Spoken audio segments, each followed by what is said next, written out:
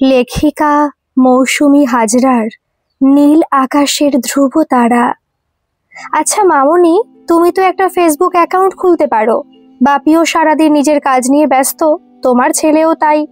আমিও ঠিক করে টাইম দিতে পারি না তোমাকে। তোমার ছেলের আর আমার বিয়েটা হোক, তারপর সারাক্ষণ তোমার সাথে বকবক করব, তোমার কাছে কাছে থাকবো। নীলিমা দেবী মুচকি হাসলেন ঋতিকার কথা শুনে। কয়েক মাস পর এই মেয়েটা বৌমা হবে তার। বড্ড মায়াবী মেয়েটি। সারাদিনে কতবার ফোন করে, খাবার খেয়েছো, ওষুধ খেয়েছো, বিকেলে তোমাকে নিয়ে ঘুরতে যাব। মেয়েটার সাথে দেখা হবার পর নিজের ভালো লাগাগুলো আবার নতুন করে খুঁজে পেয়েছেন তিনি। আচ্ছা মামনি, তুমি এত কবিতা লিখেছো, অথচ সব এইভাবে অবহেলায় কেন রেখেছো? একটা তো বই বের করতে পারতে।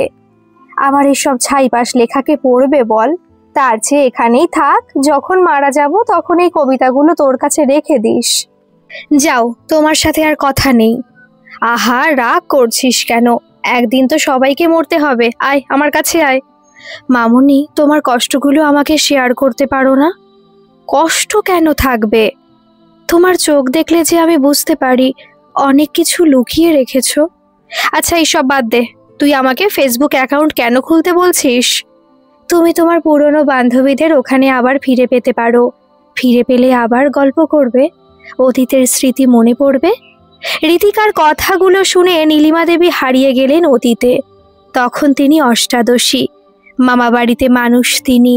বড় আদরে বড় হয়েছিলেন, পড়ালেখাতেও বেশ ভালো ছিলেন।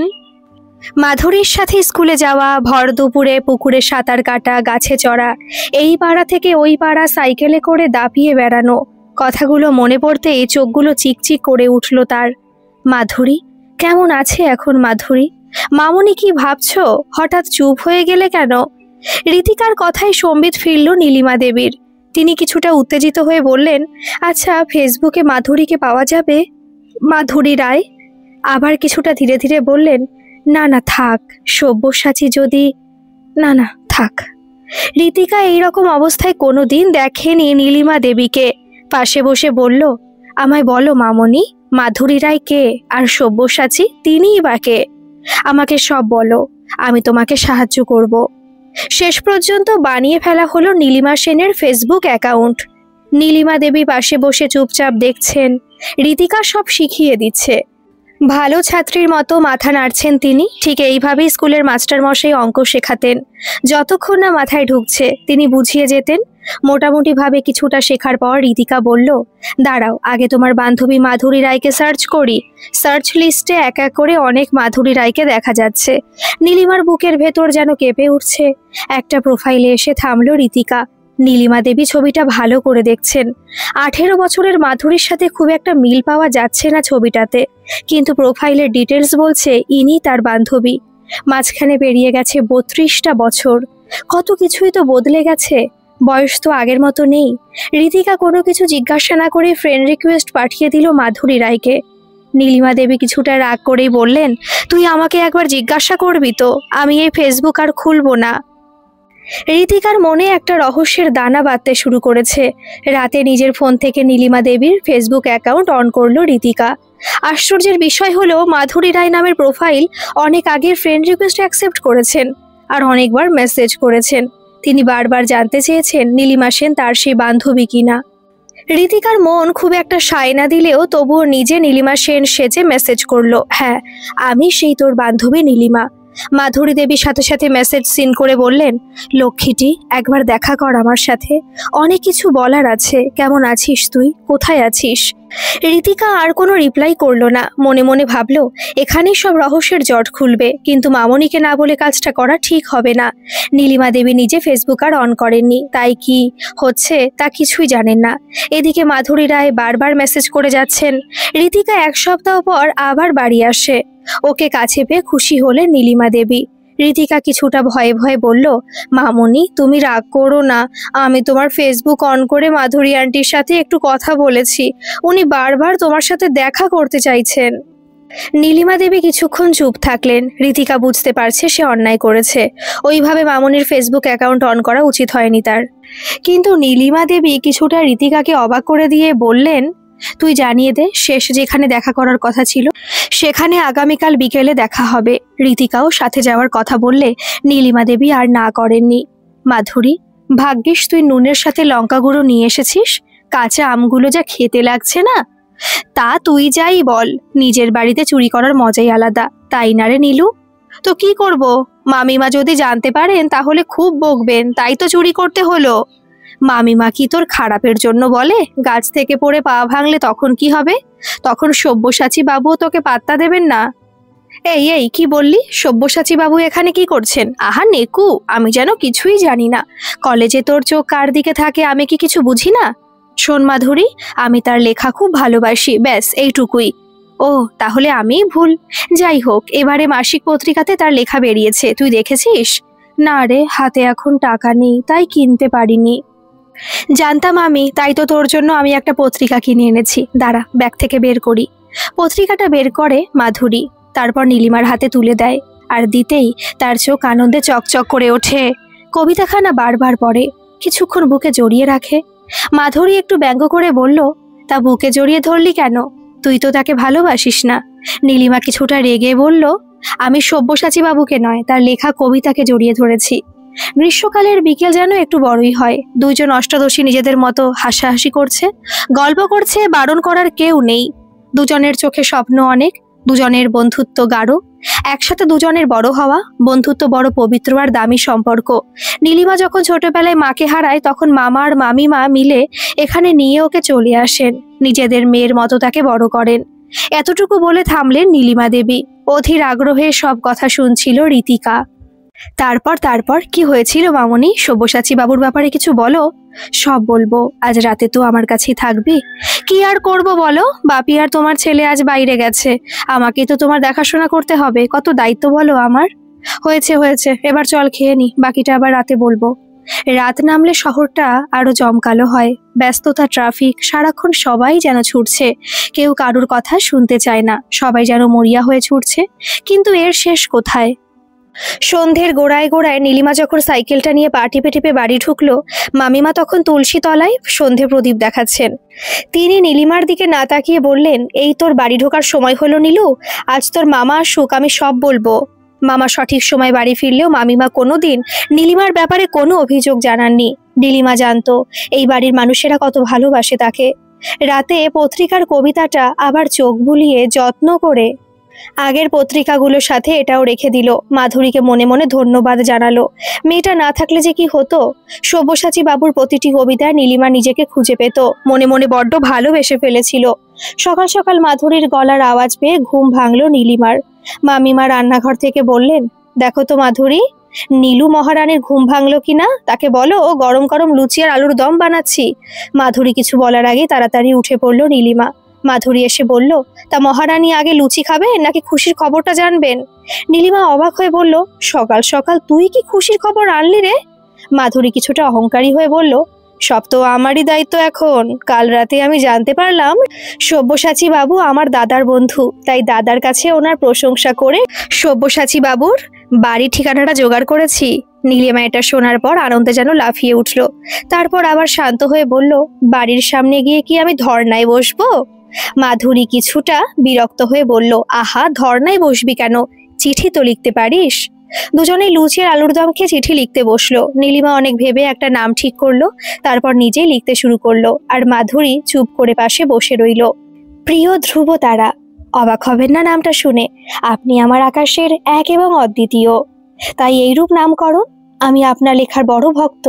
সামনাসামনি বহুবার কলেজে আপনাকে দেখেছি, কিন্তু কখনো আপনার সাথে কথা বলার সাহস হয়নি, ভবিষ্যতেও হবে না। আমি দূরেই থাকবো, দাঁড়িয়ে আজীবন। আপনি আরো লিখুন, আমার চিঠিটা হয়তো বাকি চিঠির তলায় চাপা পড়ে যাবে, হয়তো কোনো দিন আপনার হাতে স্থানও পাবে না। আর যদি চিঠিটা আপনি এখন পড়ছেন, তাহলে জেনে রাখুন, কেউ একজন গোপনে আপনাকে ভীষণ ভালোবাসে। ইতি, এক নীল আকাশ। কলেজে পড়াশোনা আগেই শেষ হয়েছে, তবুও মাঝে মধ্যে এখানে আসে সব্যসাচী। কলেজের সব বিষয়ে খোঁজ খবর রাখে। সম্প্রতি একটা জবও পেয়েছে, তার সাথে সাথে লেখালেখিও ভালো চলছে। এই সময়কার একজন বিখ্যাত কবি হয়ে উঠেছে। বইয়ের তাকে বিভিন্ন লেখক লেখিকার বইয়ের সাথে সাথে নিজের বইগুলো স্থান পেয়েছে। কিন্তু সেদিনের চিঠিটা হাতে পাওয়ার পর আরও যেন তার আনাগোনা বেড়েছে কলেজে। সব সময় মনে হয় নীল আকাশ যেন তার কাছে কাছেই আছে। এ যেন এক লুকোচুরি খেলা। পরের মাসে সব্যসাচী বাবুর লেখা নতুন বইটি কিনে মাধুরী ছুটতে ছুটতে নীলিমার কাছে এলো। কিরে, কি ব্যাপার, এত ছুটে ছুটে আমার কাছে আসার কারণ কি? এই মাসের পত্রিকা তো এখনো বের হয়নি। পত্রিকা ছাড়, এই নে সব্যসাচী বাবুর নতুন বই। আরে সোনা, অনেক অনেক আদর তোকে। আদর পরে করবি, আগে বইয়ের উৎসর্গপত্রটি দেখ। নীলিমার আনন্দে আত্মহারা হয়ে উঠল। উৎসর্গপত্রে লেখা আছে ধ্রুবতারার নীল আকাশের জন্য। ঋতিকা চুপ করে অষ্টাদশী নীলিমা সেনের গল্প শুনছিল এতক্ষণ। এবার সে অত্যন্ত কৌতূহল হয়ে প্রশ্ন করল, নীল আকাশ সত্যি কি ধ্রুবতারাকে ভালোবেসেছিল? নীলিমা দেবী ছলছল চোখে বললেন, ভীষণ ভালোবেসেছিল। নীলিমা দেবী প্রথমবার নিজের ফেসবুক আইডি খুলে মাধুরী রায়কে মেসেজ করলেন, শেষ যেখানে দেখা করার কথা ছিল সেখানেই দেখা হবে আমাদের। ঘড়িতে তখন রাত্রি 10:30। ঋতিকা বাসেই বসে আছে। একবার জিজ্ঞাসা করলো, মামুনি, মাধুরী আন্টি কেমন আছে এটা তো জানতে চাইলে না? নীলিমা দেবী অভিমানের সুরে বললেন, কাল তো দেখা হচ্ছে আমাদের, তাছাড়া মেসেজ টাইপ করতে ভালো লাগছে না। কিছুক্ষণের মধ্যে মাধুরী দেবী রিপ্লাই এলো, তাই হবে নীলু, ওই জায়গাতেই আমাদের দেখা হবে। কৃষ্ণচূড়া গাছটা আজও সাক্ষী আছে, আমি অপেক্ষা করব তোর জন্য। নীলিমা দেবী আর কিছু লিখলেন না। ঋতিকা একটা ঝড়ের পূর্বাভাস পাচ্ছে। তারপর শান্ত গলায় বলল, মামুনি এসো, আমার কোলে মাথা রাখো, আমি তোমার মাথায় হাত বুলিয়ে দিই। এত আলোর মাঝেও কত বিষণ্ণতা লুকিয়ে থাকে, অথচ তখন অন্ধকার রাতে ঝিঝি পোকার ডাক আর জোনাকির আলোতে কত কাব্য বোনা হতো। এই মাসের মাসিক পত্রিকাতে সব্যসাচী বাবুর লেখা কবিতাটি এই নিয়ে 22 বার পড়ল নীলিমা। কেনই বা বারবার পড়বে না? কবিতা লেখা হয়েছে নীল আকাশকে নিয়ে। বুকের মাঝে জড়িয়ে ধরে মনে মনে বলল নীলিমা, এই লুকোচুরি যেদিন শেষ হবে সেদিন ধ্রুবতারা শুধু নীল আকাশেই দেখা যাবে। বাবা গো বাবা, আগুন তাহলে দু তরফ থেকেই লেগেছে। বেশি হেয়ালি করিস না তো, যা বলবি পরিষ্কার করে বল মাধুরী। ও, আমি হেয়ালি করি? আর এদিকে যে কবিতায় কবিতায় প্রেম নিবেদন চলছে তাতে কোনো দোষ নেই। লজ্জায় মুখ লাল হয়ে গেল নীলিমার। মাধুরী থেকে মুখ ফিরিয়ে উল্টো দিকে চেয়ে থাকলো। দীর্ঘদিন দাবদাহের পর আজ আকাশে কালো মেঘ দেখা দিয়েছে। পাখিরা বুঝতে পেরে সময়ের আগেই তারা বাসায় ফিরছে। শুকিয়ে যাওয়া নদী থেকে পুরো পৃথিবী যেন প্রার্থনা করছে বৃষ্টির। প্রার্থনাতে অনেক জোর থাকে। মামিমা বলেন, মন থেকে চাইলে একদিন সব পাওয়া যায়। মাধুরীকে নিয়ে নীলিমা ঘরে ফিরল, দুজনের সন্ধেবেলা একসাথে পড়বে বলে। মামা কিছুক্ষণ পাশেই বসেছিলেন ওদের। উনি চলে যাবার পর ওরা আবার চিঠি লিখতে বসলো। নীলিমা কিছুক্ষণ ভেবে নিয়ে লিখতে শুরু করলো, প্রিয় ধ্রুবতারা, ইদানিং কলেজে আপনার আনাগোনা বেড়েছে। বিশেষ কোনো কারণ আছে নাকি? আপনার নতুন বইটি পড়লাম, অবশ্য পড়বার আগে অনেকক্ষণ আটকে ছিলাম উৎসর্গপত্রে। আচ্ছা মশাই, এই যে আমি আপনাকে চিঠি লিখি, বেহায়ার মতো বলি ভালোবাসি আপনাকে, আপনার ভালো লাগে নাকি সবটুকু হেসে উড়িয়ে দেন? তবু আমি লিখব। আমাদের গ্রামের পাশে যে সাঁকোটা আছে তার কাছে একটা কৃষ্ণচূড়া গাছ আছে। খুব বেশি বয়স নয় গাছটির। যেদিন প্রথম ফুল ফুটবে সেদিন আমরা দেখা করব। ইতি, এক নীল আকাশ। সাগর কাছে এসে চিঠিটা আবার বের করে পড়ল সব্যসাচী। কিন্তু ঠিকানাহীন একটা মানুষকে খুঁজবে কি করে সে? নীল আকাশকে দেখা যে অত্যন্ত জরুরি। এখন যে সেই সব্যসাচী লেখার প্রেরণা হয়ে উঠেছে। কৃষ্ণচূড়া গাছটির দিকে তাকিয়ে বলল, তুমি যেদিন ফুলের সাজে সেজে উঠবে আমি সেদিন নীল আকাশে ভাসব। এই নীলু, শুনেছিস এইবার কলেজের অনুষ্ঠানে সব্যসাচী বাবু আসবেন, তিনি কবিতা পাঠ করবেন। তাতে আমার কি মাধুরী? আহা, মেয়ের কথা শোনো, যার প্রেমে হাবুডুবু খাচ্ছে তাকে এত কাছ থেকে দেখবে আর বলে কিনা তাতে আমার কি? যদি তার কবিতা শুনে কাছে চলে গিয়ে বলে বসি, আমি আপনার নীল আকাশ, তখন কি হবে? সে দেখা যাবে খন। এই রকম হলে অবশ্য মন্দ হবে না। মুখ টিপে হাসতে থাকে দুজনে। মঞ্চের থেকে অনেকটা দূরে বসেছে নীলিমা আর মাধুরী। সব্যসাচী বাবুর চোখ যাতে না পড়ে, মঞ্চে উঠতেই সকলে হাততালি দিতে শুরু করলো। এমন সুদর্শন প্রেমিক কবির প্রেমে সবাই হাবুডুবু খেতে পারে। সব্যসাচী শুরু করলেন, আমার কবিতা আপনারা সবাই পড়েন, তাই আমি আজ এই জায়গায়। তবে আজ একটা খোলা চিঠি পাঠ করব আগে, আমার নীল আকাশের জন্য। প্রিয় নীল আকাশ, তুমি চাইলে আমি অপেক্ষা করতে পারি আজীবন, তবে কৃষ্ণচূড়া কথা দিয়েছে সে ফুটবে খুব তাড়াতাড়ি। বেনামি চিঠি আজ আমার দরকারি ফাইলে স্থান পেয়েছে।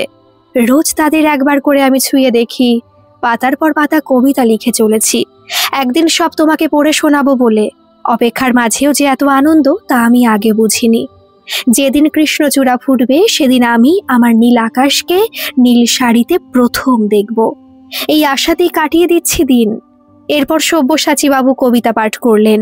নীলিমা চোখ বন্ধ করে খোলা চিঠির কথাগুলো শুধু অনুভব করছে, আর কোনো কিছু কানে ঢুকছে না তার। এইভাবে কেটে যায় মাসের পর মাস। বেনামি চিঠি আর কবিতার সংসার শুরু হয়েছে আগেই। এই মাধ্যমে কথোপকথন চলতে থাকে দুজনের। না দেখে শুধু অনুভব করে সব্যসাচীর মনে নীল আকাশের জন্য প্রেম দিন দিন বেড়ে চলে। অবশেষে কৃষ্ণচূড়া গাছে ফুল আসে। নীলিমা চিঠিতে লিখে জানিয়ে দেয় দেখা করার দিন, তারিখ, সময়। নীল শাড়িতে নীল পরি সেজে উঠেছে। আয়নায় নিজেকে দেখে বারবার লজ্জা পাচ্ছে। ভয় উত্তেজনা সব মিলিয়ে বুকের মধ্যে উঠতে থাকা ঝড়কে শান্ত করে বেরিয়ে গেল নীলিমা সব্যসাচীর সামনাসামনি হওয়ার জন্য। সেই রাতেই একেবারের জন্য গ্রাম ছেড়ে বাবার কাছে চলে গেল নীলিমা। কোনোদিন ফিরবে না বলে প্রতিজ্ঞা করে গেল। ঋতিকা সব শুনে ঘাবড়ে গিয়ে বলল, কেন মামুনি, কি হয়েছিল? ধ্রুবতারা আসেনি দেখা করতে? বলো না মামুনি, চুপ কেন তুমি? বলো না কি হয়েছিল নীল আকাশের? নীলিমা দেবীর চোখে তখন আগুন ঝরছে। চেপে রাখা কষ্ট আর রাগ নিয়ে বললেন, বিশ্বাসঘাতকতা হয়েছিল। ঋতিকার কোনো কথা জিজ্ঞাসা করল না। ঋতিকা নিজে ড্রাইভ করছে। সামনের সিটে বসে আছে নীলিমা দেবী। গত রাতে আর কোনো প্রশ্ন করার সাহস হয়নি ঋতিকার। সব প্রশ্নের উত্তর এখন একমাত্র মাধুরী আন্টি দিতে পারবেন। মামুনিকে দেখে পরিষ্কার বুঝতে পারা যাচ্ছে তিনি ঠিক নেই। মনের মধ্যে অনেক কিছু চলছে, হয়তো অনেক কিছু মামুনিও জানে না। বাইরের দিকে তাকিয়ে আছেন নীলিমা দেবী। একের পর এক গাছ পেরিয়ে যাচ্ছে। কত কি বদলে গেছে জায়গাটাতে। একসময় প্রতিজ্ঞা করেছিলেন এইখানে আর ফিরবেন না, আর আজ সময় তাকে আবার অতীতের সামনে নিয়ে এসেছে। কোন সকালে বেরিয়েছে দুজনে, দরকারি টুকটাক কথা ছাড়া দুজনেই চুপ। ঋতিকা ইচ্ছে করে বেশি কথা বলছে না। এই সময় মামুনিকে একটু নিজের মতো থাকতে দেওয়া ভালো। ঋতিকা আছে তো বাকিটুকু সামলে নেওয়ার জন্য। সাঁকোর কাছে এসে গাড়ি থামালো ঋতিকা। আগের মতো সাঁকো আর নেই, এখন বেশ উন্নত। তবে কৃষ্ণচূড়া গাছটি বেশ বড় হয়েছে। ধীর পায়ে এগিয়ে যাচ্ছেন নীলিমা। সেদিনও সে এসেছিল। কিছুটা দূরে দাঁড়িয়েছিল সব্যসাচী, কিন্তু সাথে আর একজনও ছিল। আর নীলিমার চোখের সামনে সেদিন সব্যসাচী তাকে বুকের মধ্যে জড়িয়ে নিয়েছিল। ঋতিকা নীলিমা দেবীকে ধরে বললেন, চলো মামুনি, মাধুরী আন্টি ওয়েট করছেন। এগিয়ে যাচ্ছে নীলিমা কৃষ্ণচূড়া গাছটির দিকে। তার তলায় বসে আছে বছর 50-এর মাধুরী। 32 বছর পর দেখা। একে অপরকে দেখে সেই সময়টা খুঁজতে লাগলো। এতদিন পর দেখা হওয়ার পর দুজন দুজনকে জড়িয়ে ধরার কথা, কিন্তু ঋতিকা স্পষ্ট দেখতে পাচ্ছে মামুনির চোখে রাগ, ঘৃণা আর অনেক প্রশ্ন। মাধুরী দেবী কাছে এসে জড়িয়ে ধরলেন নীলিমা দেবীকে। তারপর বললেন, তোকে কিছু বলতে হবে না, তোর সব প্রশ্নের উত্তর আমি দেব। মাধুরী দেবী বলা শুরু করলেন, সব্যসাচীকে তুই একা ভালোবাসিসনি, আমিও বেসেছিলাম। এমন সুদর্শন প্রেমিক কবিকে কে না ভালোবেসে থাকতে পারে বল? তবে কখনো তোকে সেটা বুঝতে দিইনি। আমি নিজেই চেয়েছিলাম তোদের মিল হোক, তাই তো দাদার কাছে সব্যসাচীর বাড়ির ঠিকানা জোগাড় করে তোকে জানিয়েছিলাম। চিঠি লেখার কথা বলেছিলাম। তোর প্রতিটা চিঠি লেখার সাক্ষী ছিলাম আমি। তুই খেয়াল করিসনি আমি বসে বসে চোখের জল ফেলেছিলাম। তবুও চেয়েছিলাম তোদের দেখা হোক, তোদের মিল হোক। কিন্তু সেদিন আর পারিনি। অনেক চেষ্টা করেছিলাম নিজেকে আটকানোর, কিন্তু কেন জানি না আমি ভীষণ স্বার্থপর হয়ে গেলাম। বারবার মনে হচ্ছিল এই সব কিছু আমার জন্য হচ্ছে। আমি সব্যসাচীর বই আর পত্রিকা কিনে এনে তোকে দিতাম, ঠিকানা আমি জোগাড় করেছিলাম, এমনকি চিঠি লেখার কথাও আমিই বলেছিলাম। তাহলে এই সব কিছুর অধিকার আমার। সব্যসাচীর কবিতা, সব্যসাচীর নীল আকাশ আমি। সেখানে তোর কোনো অস্তিত্বই নেই। আমি যদি সাহায্য না করতাম তাহলে সব্যসাচীর জীবনে নীল আকাশ বলে কেউ আসতো না। আমি এতটাই হিংসাত্মক হয়ে পড়লাম যে এক মুহূর্তে ভুলে গেলাম তোর আর আমার সম্পর্ক, আমাদের একসাথে বড় হওয়া, দুষ্টুমি, সেই রঙিন শৈশব। আমি জানতাম তোর বলার সময়ের আগেই সব্যসাচী আসবে, তাই তোর আগেই আমি গেলাম। ঠিক যেভাবে সব্যসাচী নীল আকাশকে দেখতে চেয়েছিল নীল শাড়ি পরে, আমি সামনে দাঁড়ালাম তার। বাকিটা তুই দেখেছিস, কিন্তু আমি কখনো ভাবিনি তুই এখান থেকে চিরদিনের মতো চলে যাবি। প্রতিদিন তোর মামিমার কাছে গিয়ে তোর বাড়ি ঠিকানা চেয়েছি, কিন্তু আমাকে তিনি দেননি, হয়তো তুই বারণ করেছিলি বলে। সব্যসাচীকে পেয়েও আমি পেলাম না। সে যে শুধু নীল আকাশকে ভালোবেসেছিল, প্রতিটা সময় সেটা আমি অনুভব করেছি। বহুবার সব্যসাচী আমার কাছে আবদার করেছিল আবার আগের মতো চিঠি লিখতে, আমি পারিনি। আমি যে নীল আকাশ নই। কতবার একা একাই কৃষ্ণচূড়া গাছের কাছে এসে কেঁদেছি। মাঝরাতে ঘুমাতে ঘুমাতে দম বন্ধ হয়ে যেত।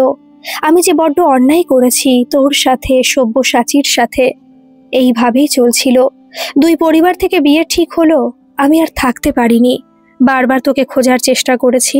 শেষে কোনো উপায় না পেয়ে সব্যসাচীকে সব সত্যিটা জানালাম। তারপর থেকে সব্যসাচী একদম চুপ হয়ে গেল, আমাকে কোনো প্রশ্ন করলো না। লেখালেখির জগৎ থেকে নিজেকে সরিয়ে নিল। তবে বিয়েটা হলো। বড্ড ভালো মানুষ যে সে, কাউকে কিছুই বুঝতে দিল না। এটা ঠিক যে সে আমাকে স্ত্রীর অধিকার দিয়েছিল, কিন্তু আমি কোনোদিন তার প্রেমিকা হতে পারিনি। ভালোবাসার সে মানুষ হতে পারিনি। আমাদের কোনো সন্তান নেই। 10 বছর এক ছাদের তলায় থাকলাম, সে আমাকে অত্যন্ত যত্নে রেখেছিল। আমার ভুলের জন্য আমাকে কোনোদিন দোষারোপ করেনি, কিন্তু আমার পাপের শাস্তি আমাকে পেতেই হতো। সব্যসাচীর মারণ রোগ ধরা পড়ল। বহু চেষ্টা করেছিলাম তাকে বাঁচানোর, কিন্তু ভিতর থেকে সে আগেই মারা গিয়েছিল, লেখালেখি ছেড়ে নীল আকাশকে হারিয়ে। এরপর আবারও তোকে খোঁজা শুরু করলাম। ভাবলাম শেষবারের মতো সব্যসাচী নীল আকাশকে দেখুক, শেষবারের মতো ক্ষণিকের জন্য হলে সব্যসাচী আবার মন থেকে বেঁচে উঠুক, শেষবার আবার কলমটা ধরুক, কিন্তু তার হলো না। এক বুক কষ্ট নিয়ে শেষ নিঃশ্বাস ত্যাগ করলো সব্যসাচী। মারা যাওয়ার আগে তার অপ্রকাশিত কবিতার পাণ্ডুলিপি আমার হাতে দিয়ে বলেছিল, এটা শুধু নীল আকাশের অধিকার, তোমার জন্য বাকি সব রেখে গেলাম। অঝরে কেঁদে চলেছে মাধুরী। বারবার বলছেন তোর ধ্রুবতারা আর নেই, সব্যসাচী আর নেই। এতদিনের রাগ ক্ষোভ নিমেষেই উধাও নীলিমার। জড়িয়ে ধরলেন মাধুরীকে। রীতিকাও কেঁদে চলেছে। কিছুক্ষণ পর মাধুরী দেবী নিজেকে সামলে নিয়ে ব্যাগ থেকে কবিতার পাণ্ডুলিপি বের করে বললেন, এই দেখ নীলু, সব্যসাচীর কবিতা, যা শুধু তোর অধিকার। আমার এবার দায়িত্ব শেষ। কবিতার পাণ্ডুলিপি বুকে জড়িয়ে নীলিমা কেঁদে চলেছে। সব অভিমানের বরফ গলেছে। মাধুরী দেবী নীলিমাকে ধরে বললেন, শৈশব কাল থেকে সব্যসাচী আমাদের জীবনে আসার আগে অবধি কোনো স্মৃতি যদি তোর আজও মনে থাকে, তাহলে আমাকে ক্ষমা করে দে। এই নিঃস্ব মানুষটাকে ক্ষমা করে দে। আমি সব হারিয়ে ফেলেছি নিজের ভুলের জন্য। নীলিমা কোনো কথা না বলে রীতিকাকে ইশারা করে ব্যাগটা দিতে বললেন। সেখান থেকে একটা বিয়ের কার্ড বের করে বললেন, সামনের ফাল্গুনে আমার ছেলের সাথে এই মেয়েটির বিয়ে হবে। প্রথম কার্ড আমি আমার কাছের আর ভালোবাসার মানুষকে দিলাম। নীল শাড়ি পরে আয়নার সামনে দাঁড়ালেন নীলিমা দেবী। সাদা কালো বাঁধা চুল খুলে দিলেন। তারপর কপালে ছোট্ট টিপ পরে বাইরে বেরিয়ে এলেন। গাড়িতে বসে অপেক্ষা করছে রীতিকা আর মাধুরী দেবী। কিছুক্ষণ পর তারা পৌঁছে গেলেন যথাস্থানে। সব্যসাচী বাবুর অপ্রকাশিত কবিতা আজ 30 বছর পর প্রকাশ পেল। বইয়ের নাম এক নীল আকাশের জন্য। একই সাথে নীলিমা সেনের লেখা কবিতাও প্রকাশ পেল। বইয়ের নাম ধ্রুবতারা থেকে যায়। সবার হাততালিতে চারিদিক মুখরিত। রীতিকা নীলিমা দেবীর কাছে এসে বলল, মামুনি, নীল আকাশে ধ্রুবতারা থেকে যাবে চিরদিন। চোখের জল আর লুকিয়ে না রেখে জড়িয়ে ধরলেন তিনি রীতিকাকে। গল্পটি কেমন লাগলো অবশ্যই কিন্তু কমেন্ট করে জানাবেন। আর হ্যাঁ, যারা এখনো সাবস্ক্রাইব করেননি তারা প্লিজ একটা সাবস্ক্রাইব করে আমার এই ছোট্ট পরিবারের পাশে থাকবেন। ধন্যবাদ।